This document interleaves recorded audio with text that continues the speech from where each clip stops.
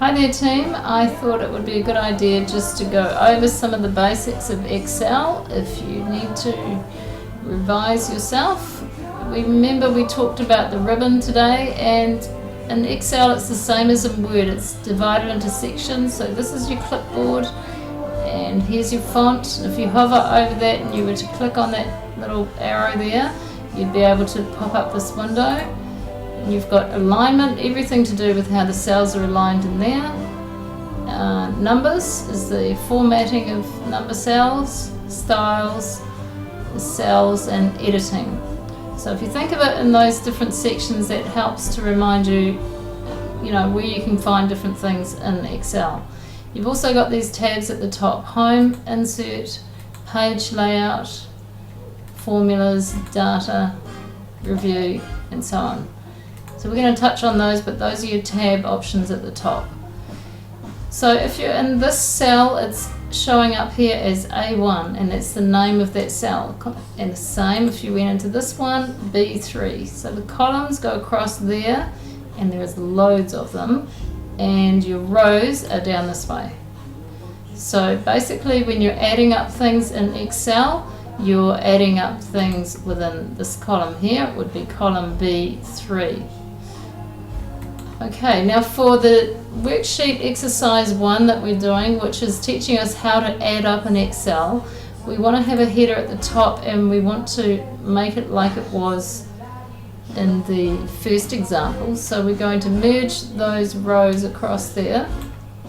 So we click and drag, and then you press merge and center, and you can type in here, or you can type up in the formula bar. And I'm just going to call it Jared's expenses,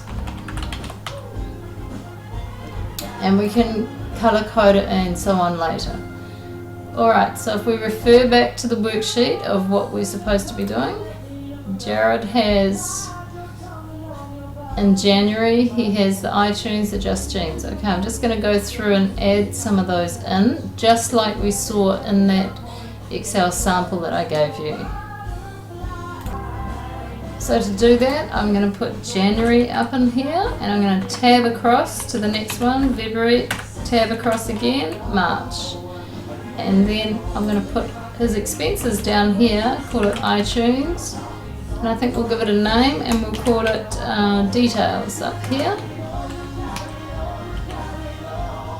And he also bought something at Just Jeans, and he bought some. There's petrol, and let me just check what else he had there. Miscellaneous of $15.75. So I'm just going to add these entries in. Okay, so I have those there in column A, but you will see that the letters are actually too big for the column. So I could click and drag on there and drag it out, but there's actually a better way to do that. And if I just hover over that, when you get that little symbol, you double click on that, it does it all for you. So it doesn't really matter whether you add your details in the cell itself or up in here. So it's $20 for the iTunes voucher. Now it's changed itself back here, and I want it to be a decimal point. So if I just go to the numbers column and I click on that, now I have 20, and then I go through and add in the rest of them. Okay, so I've got all my contents in there, all the prices. I have January, February, and March. Now it'd be nice if this list here was alphabetically organized, so I'm just going to click and drag over there, and then go over to the sort and filter and click A to Z, and it changes everything along with the entries into alphabetical order. And now to get my totals, to get it adding up all through here, I put over here totals, and in here I want to add, so we put up in the formula bar, this is one way of doing it, equals sum, and it gives you a little suggestion, parenthesis, and the cell is going to be D4 colon, and we want it to add up into D10. So D10 and parenthesis, and press enter, and you're done.